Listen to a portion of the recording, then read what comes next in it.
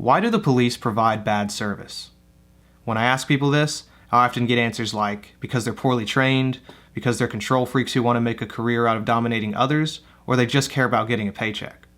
While there is some level of truth to all those answers, those more so describe the symptoms of the problem rather than the source. Oh my! Yeah, that's brutal. I got it all on camera. Before we go on any further, it's important to understand this basic fact. Every service is a business, and there are two types of businesses, ones that are funded by force and ones that are funded by consent. To illustrate it a little differently, imagine a business that threatens you with violence if you don't pay for its service.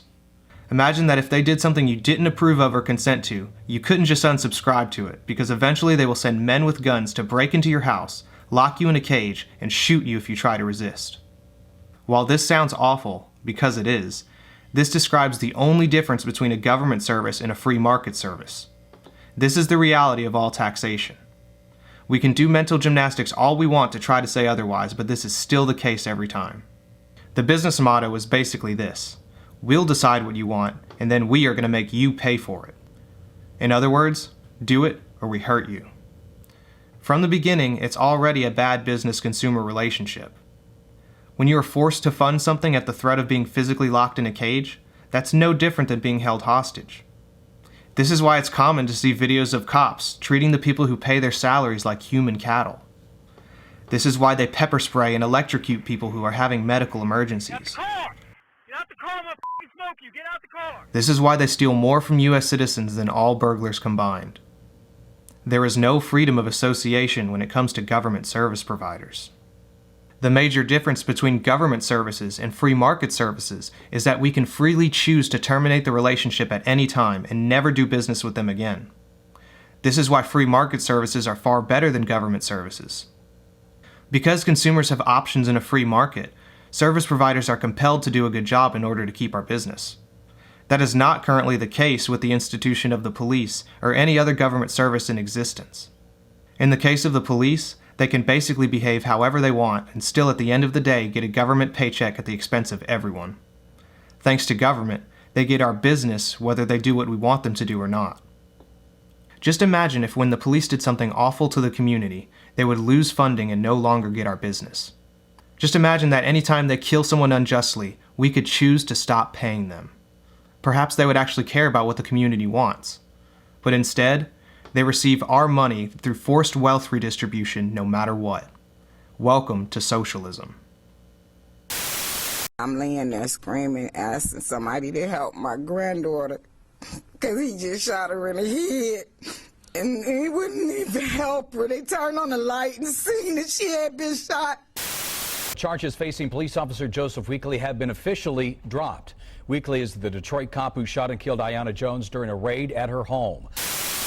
They require you to pay taxes even when they don't do their part. If they f*** up, guess who's on the hook? The taxpayers. You. And I know some of you may be thinking, well, you can always sue. Sure, you can.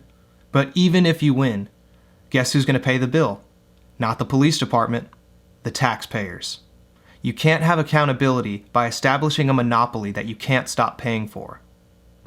Do you really want to be forced to give these people a paycheck? Segregation was a crime in the 50s. Would you enforce that law? Unfortunately, I wouldn't be an officer back then at that time. If it was, I would enforce it, though. You would enforce it? Absolutely. If you would enforce the segregation law? I don't make the laws, I just enforce them, sir. Now, that's not to say that all police are bad. There are plenty of people who join the police force with good intentions. Unfortunately, though, at the end of the day, they end up just enforcing the scribbles of politicians while using the Nuremberg defense. Socialism is just a government monopoly that you are forced to pay for at gunpoint. I'd much rather the services I subscribe to be consensual. Saying pay for the service or go to prison is not at all synonymous with freedom, and you don't make a service better by monopolizing it. But let me know what you think. Is forcing people to pay for a service really a good way to keep them accountable? If you agree or disagree, tell me why in a comment below, and don't forget to like and subscribe, and I'll see you next time. If we saw other countries forcing people to pledge their undying allegiance to an object, we would call that brainwashing. But don't ever say that about the Pledge of Allegiance, because this guy will rant on the internet about how offended he is that you have the choice of whether or not you want to exercise the free speech of reciting a love poem to a cloth. My name is Deputy Vanderveer with the Rutherford County Sheriff's Office. Oh, I've heard of you. Okay. Have you had anything to drink tonight, sir? I have the right to remain silent.